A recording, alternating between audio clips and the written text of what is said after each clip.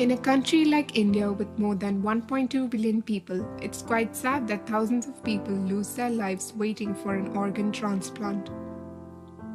Some of the latest statistics in India show that around 500,000 people die because of non-availability of organs.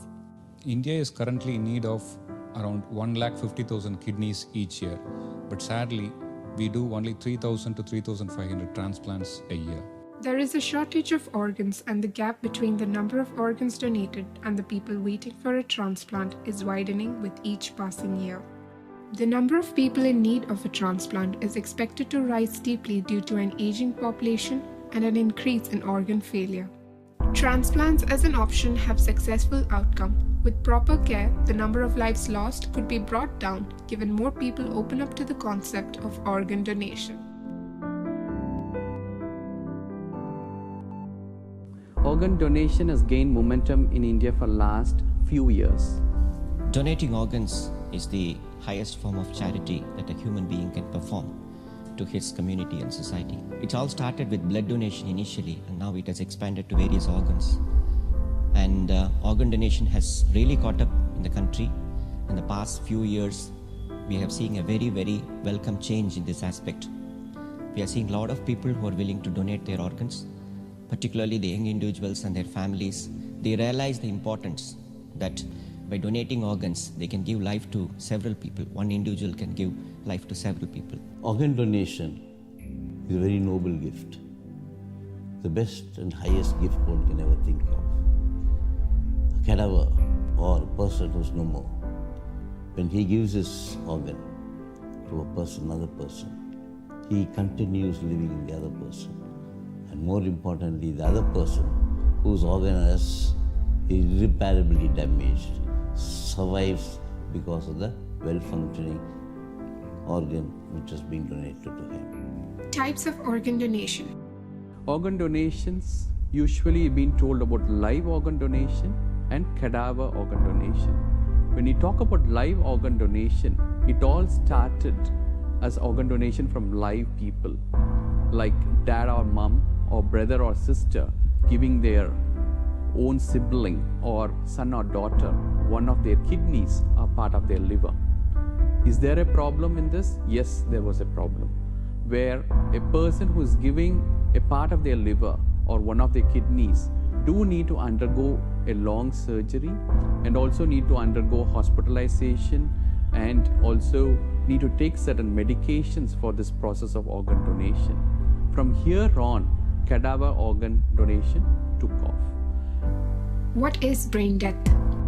Brain death is the complete irreversible loss of brain function, including involuntary activity to sustain life. At any point, if we find these patients have lost their brainstem function in the form of absence of cough, no reaction to light, not responding to pain stimulus, these patients will undergo a brainstem testing which will reveal whether these patients are brain dead. Organs that can be harvested include eyes, heart and heart valves, pancreas, lungs, liver, kidney, intestine, skin, bones and several tissues. For any organ to be harvested, there are certain norms that one needs to follow. When the patients are admitted to ICU, they are provided with complete treatment, be it surgery or medical therapy to improve their state. If the doctor finds loss in brainstem function because of a few reasons like absence of cough, no reaction to light, and pain stimulus, the patients undergo confirmatory test where CO2 level in the patient's body is raised, which will normally stimulate breathing in his or her body. If this doesn't happen, brain death is confirmed. Once confirmed, the patient's family is informed about their loss and counseled asking their view on organ donation. If the family agrees on organ donation, the entire process is explained by the donor coordinator and ICU consultant. Organ donation process can be of two types: medical legal case and non-medical legal case. In medical legal case, the police is intimated about the brain death of the patient and the willingness of the family to donate organ of the deceased. After the submission of an intimation form, the police conducts an inquiry about the cause of death and the death certificate is collected and all paperwork, which includes the consent from the family stating their agreement on donation, are done. and an organ functional status form naming the organs fit to be transplanted is also given. Later, the coordinators of the Cadaver transplant program are intimated about the case, and the medical details including the blood group of the deceased and the cause of the death are submitted. An alert is sent to all other hospitals stating the availability of a donor with his or her blood group specified, and the recipient hospital is contacted and the medical details submitted. Following this, surgeons from the recipient hospital does the organ removal surgery in the donor hospital. The donor coordinator and the intensive care consultant ensures the smooth and steady running of the process. Once the surgery is done, the forensic doctor from the government hospital performs the postmortem after the removal of the organ. After the final postmortem report is given, the body is handed over to the police, who will hand over the body to the family once they receive the letter from the family. In non-medical legal case, the patient dies due to common causes such as bleeding in the brain due to certain drugs, hypertension, or any other natural cause. This is a shorter process where the family of the deceased signs a consent if they are willing to donate. The hospital will contact the Cadaver transplant program, and the process is same as the medical legal case. During the family counseling, the family always questions about the process, how long it takes for the organ donation to happen, which we normally say close to about 12 to 16 hours. And there are certain myths or understandings they have which they think is what normally happens in intensive care once a patient is being declared brain dead. Common myths that people think about organ donation. Myth: if I agree to donate my organs, the hospital staff won't work as hard to save my life. And the fact is, when you go to the hospital for treatment, doctors focus on saving your life, not somebody else's.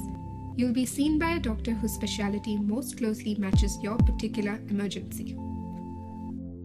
Myth: my family will be charged if I donate my organs. And the fact is, the organ donor's family is never charged for donating. The family is charged for the cost of all final efforts to save your life. Myth: my religion does not support organ or tissue donation. And the fact is, all of the major religions in this country approve of organ and tissue donation and consider it a gift, an act of charity. Myth: after donating an organ or tissue, a closed casket funeral is the only option. And the fact is, organ procurement organizations treat each donor with the utmost respect and dignity, allowing a donor's body to be viewed in an open casket funeral. Myth: I'm too old to donate. Nobody would want my organs. And the fact is, there's no defined cutoff age for donating organs. Some donate, some receive. Life's transformed.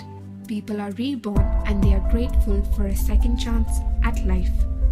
இந்த உடல் உறுப்பு தானம் மட்டும் இல்லாமல் போயிருந்தா கண்டிப்பாக இன்னும் ஒரு வருஷமோ 2 வருஷத்துலையோ நான் இறந்திருக்க கூட ஒரு அதிக வாய்ப்பு இருக்குது.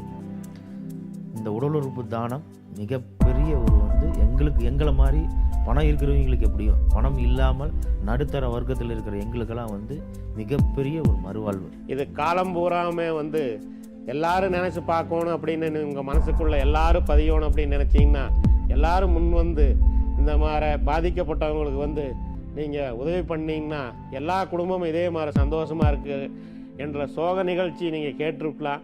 அந்த சோக நிகழ்ச்சி கேட்டு நீங்கள் எல்லாரும் முன் இந்த பதிவு பண்ணுறதுக்கு முன்வாங்க. It's not just about getting a donor heart, it's also about being at the right place at the right time. I'm alive today because I'm living with an angel's heart. An unknown angel donated organs for me, and the family gave consent in their grief. So to organ recipients, what I'd like to say is to live your life to the fullest. That's the only way you can honor your donor and make good use of this new lease of life that you've got. To all my friends out there who are on a waiting list for an organ transplant, all I'd like to say is never lose hope. There is quality of life post an organ transplant. With the right kind of support and care, you can go a long way, and I'm a living proof of that. தானம் பண்ணுங்க, உறுப்பு தானம் பண்ணுங்க. உங்களால என்ன உறுப்பு தானம் பண்ண முடியுமோ பண்ணுங்க. Life is amazing. Pass it on.